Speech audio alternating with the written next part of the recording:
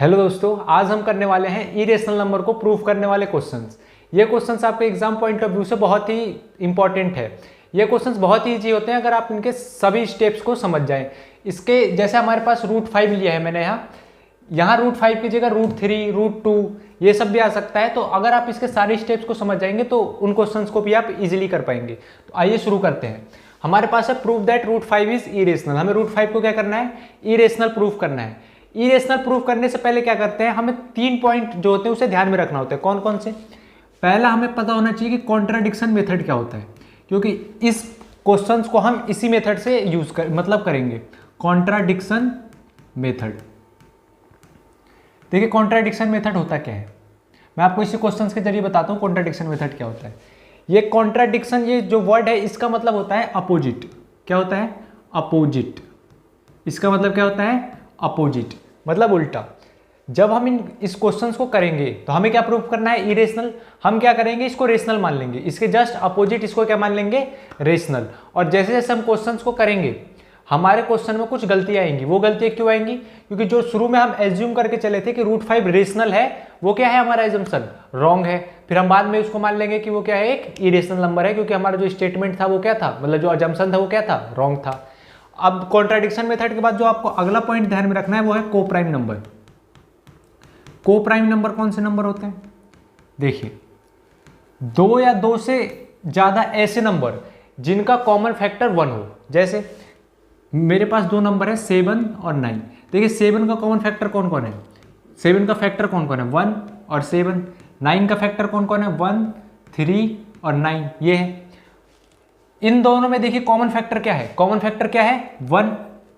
1 क्या है इनमें? Common factor. तो ये दोनों क्या हो जाएंगे? को प्राइम। जिनका 2 नंबर का कॉमन फैक्टर क्या हो? 1, तो उनको कहते हैं हम को प्राइम नंबर। 2 या 2 से ज्यादा नंबर। अब जो आपको तीसरा पॉइंट ध्यान में रखना है वो है थ्योरम 1.3। आपके बुक का एक थ्योरम 1.3 है जो कहता है कि if P divides A² then P divides A। इसका मतलब क्या है? देखिए जैसे हमारे पास एक नंबर है 16। ये किसका स्क्वायर है? 4 का स्क्वायर। इसको लिख सकते हैं 4 का स्क्वायर। ये 2 से डिविजिबल है? नहीं है। 16 2 से डिविजिबल है, मतलब 4 स्क्वायर क्या है? 2 से डिविजिबल। तो जो 4 है वो भी 2 से डिविजिबल है। इसका मतलब यही है। देखिए अगर 4 स्क्वायर 2 से डिविजिबल है तो 4 भी क्या है? 2 से डिविजिबल। मतलब A² अगर किसी नंबर से डिविजिबल है तो वो A भी उसी नंबर से क्या होगा? डिविजिबल। ये कहता है आपका थ्योरम 1.3। तो ये 3 बातें थी जो आपको इरेशनल नंबर किसी को प्रूफ करना है, तो ये सब बातें हमें याद में ध्यान में रखनी होती है। तो आइए हम अपने क्वेश्चंस को करते हैं। हमारे पास जो क्वेश्चन है वो हमें √5 को क्या करना है? इरेशनल प्रूफ करना है। तो हम क्या करेंगे? कॉन्ट्राडिक्शन मेथड से √5 को जस्ट अपोजिट मान लेंगे। क्या है ये? √5 रेशनल नंबर है। तो हम मान लेते हैं let us assume to the contrary that √5 is rational. हमने मान लिया कि √5 क्या है? एक रेशनल नंबर है।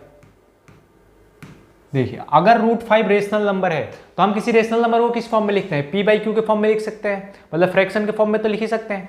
तो मैं अगले स्टेप में क्या करता हूँ, लिख देता हूँ सो √5 इज इक्वल टू P/Q। इसे P/Q के फॉर्म में लिख सकते हैं या नहीं? लिख सकते हैं। और हमें पता है कि जो डिनोमिनेटर होता है वो रेशनल नंबर का वो 0 के बराबर नहीं होता है, तो Q0 इज इक्वल टू 0। इतना आया आपको समझ में? अब नेक्स्ट स्टेप में क्या करेंगे? देखिए ध्यान से समझिए।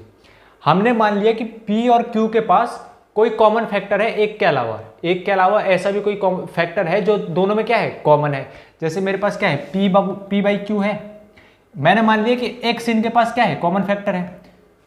अब दोनों को जब इसके कॉमन फैक्टर से डिवाइड करेंगे तो हमारे पास एक नया नंबर आएगा A/B मान लिया मैंने उसे। ठीक, मैंने क्या मान लिया उसे? A/B। इस स्टेप को समझने के लिए एक एग्जांपल समझिए। देखिए हमारे पास एक नंबर है 4 और एक नंबर है 16। ठीक, ये 2 नंबर है। अब देखिए इसको लिख सकते हैं 4/4 × 4, ये लिख सकते हैं। देखिए इन दोनों नंबर्स के पास एक कॉमन फैक्टर कौन सा है? 4 है। अगर हम 4 को दोनों से डिवाइड कर देते हैं, 4 को इससे भी डिवाइड कर दे, इससे भी डिवाइड कर, कितना बचेगा हमारे पास? 1/4। एक नया नंबर आया।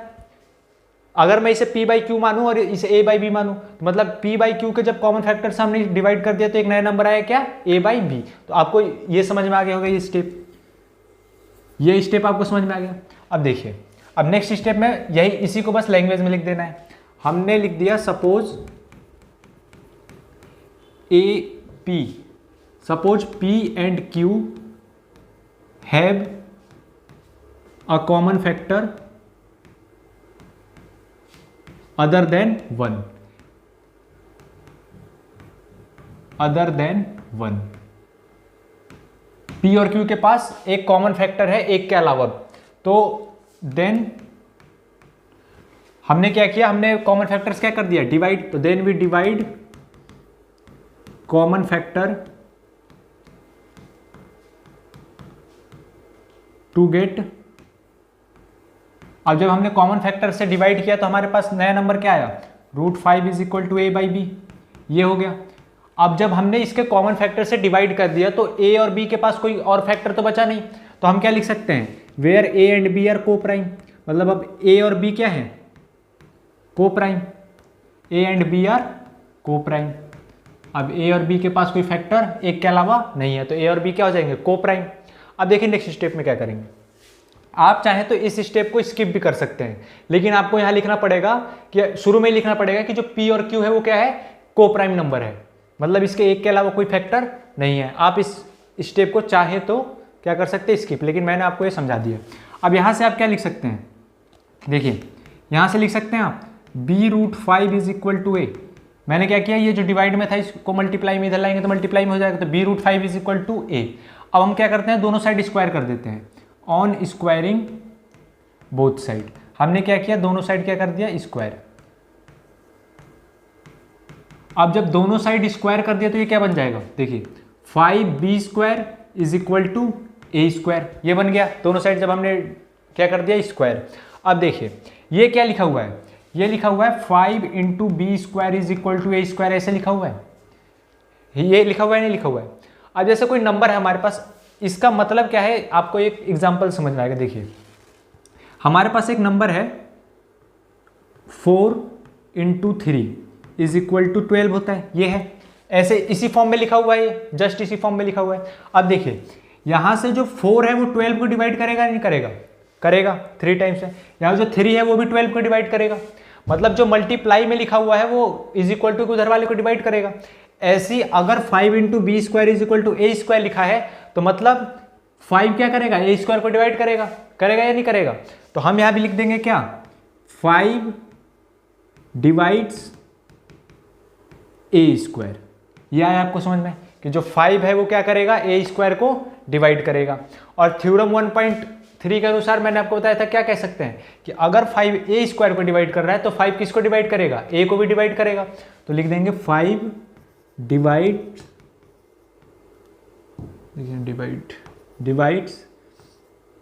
a, मतलब 5 क्या करेगा, a को भी डिवाइड करेगा। यहां तक आया आपको समझ में। अब देखिए नेक्स्ट स्टेप में क्या करेंगे, अगर 5 जो a² को डिवाइड कर रहा है, मतलब 5a को जो डिवाइड कर रहा है, तो 5 में कुछ मल्टीप्लाई करेंगे जब भी तो ये आएगा। मतलब अगर मैंने जो एग्जांपल बताया था आपको 4 × 3 इज इक्वल टू 12, अगर 4 12 को डिवाइड कर रहा है तो 4 में कुछ मल्टीप्लाई किया है जब भी तो 12 आया है। इसका मतलब यही है कि 4 में कुछ मल्टीप्लाई किया है तभी तो क्या आया है, 12 आया है। तो मैं ऐसे लिख सकता हूं इसको कि we can write, so we can write a is equal to 5c, मतलब 5 में कुछ मल्टीप्लाई करेंगे तो ही तो ये आएगा। इसका मतलब यही है, 5 में कुछ मल्टीप्लाई किया है जब ही तो ये आया है, और मैंने मान लिया कि c से मल्टीप्लाई किया है जब क्या आया है, a। तो यहां लिख देंगे फॉर सम इंटीजर a, कोई c क्या है, कोई इंटीजर है, फॉर सम इंटीजर c जो है कोई इंटीजर है। ठीक, यहां तक आया आपको समझ में। इसके बाद देखिए यहां पर a की वैल्यू क्या है, a की वैल्यू क्या है, b√5 ये है। तो मैं क्या करता हूं, इस a की वैल्यू यहां पुट कर देता हूं। तो लिखेंगे substitute the value of a। हमने क्या किया, a की वैल्यू को इसमें पुट कर दिया। a की वैल्यू क्या है, b√5, तो b√5 को यहां पुट कर दीजिए, b√5 is equal to 5c, ये हो जाएगा।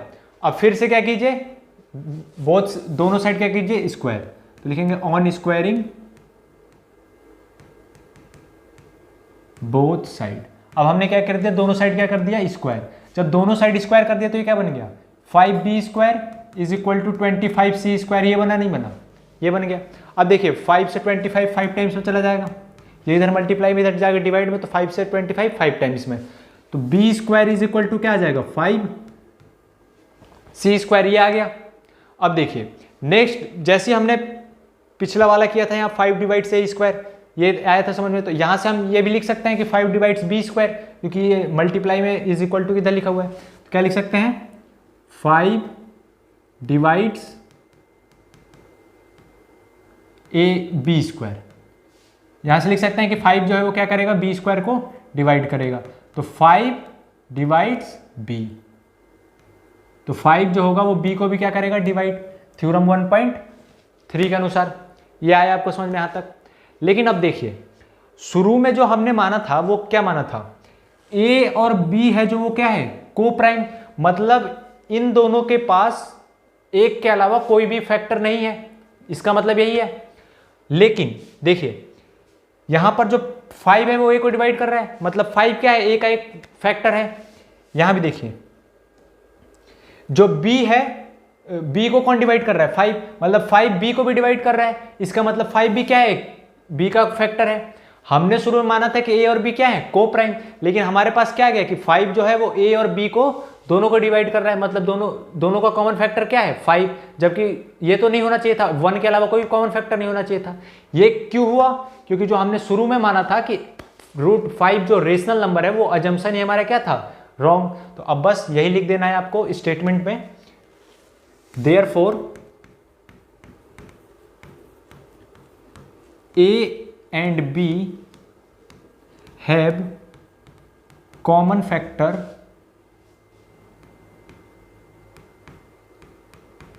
as 5। 5 क्या है, इन दोनों का कॉमन फैक्टर है। आगे नेक्स्ट लिखेंगे, but this contradicts the fact, contradicts का मतलब होता है oppose, but this contradicts the fact that a and b are coprime. लेकिन a और b को प्राइम है, इस स्टेटमेंट का क्या करता है, ये अपोज करता है। ये जो स्टेटमेंट है वो इस स्टेटमेंट का क्या करता है, अपोज। तो वही लिखा हुआ है मैंने, but this contradicts the fact that a and b are coprime, a and b are को प्राइम।